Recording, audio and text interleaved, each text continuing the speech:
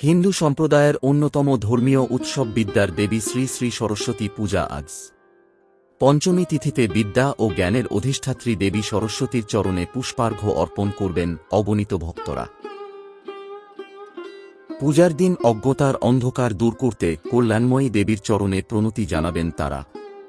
সনাতন ধর্মাবলম্বীদের মতে দেবী সরস্বতী সত্য, ন্যায় ও জ্ঞানালোকের প্রতীক, বিদ্যা, বাণী ও সুরের অধিষ্ঠাত্রী।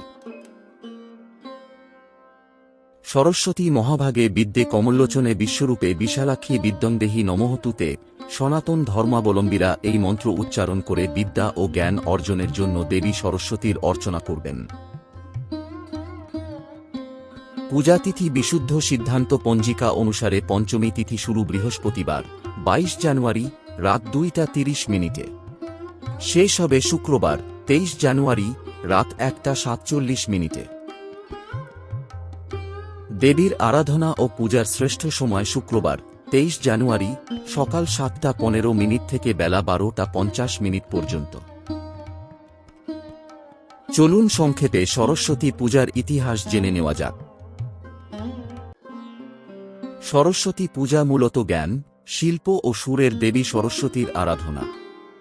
বৈদিক যুগে সরস্বতী ছিলেন একটি পবিত্র নদী, যা পরবর্তীকালে পৌরাণিক বিবর্তনের মাধ্যমে বিদ্যার দেবীতে রূপান্তরিত হন। মাঘ মাসের শুক্লা পঞ্চমী তিথিতে বসন্তের শুরুতে এই পূজা অনুষ্ঠিত হয়। পুরাণ মতে সৃষ্টির শুরুতে জড়তা দূর করতে ব্রহ্মা সরস্বতী দেবীকে সৃষ্টি করেন, যার হাতের বীণার সুরে মহাবিশ্বে প্রাণের স্পন্দন জাগে। দেবী শ্বেতশুভ্র বসন ও হংস বাহনের মাধ্যমে পবিত্রতা ও ন্যায় শিক্ষা দেন।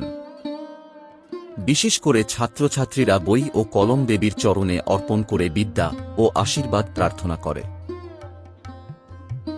আধুনিককালে এটি কেবল ধর্মীয় আচার নয়, বরং শিক্ষা ও সংস্কৃতির এক মিলন উৎসবে পরিণত হয়েছে।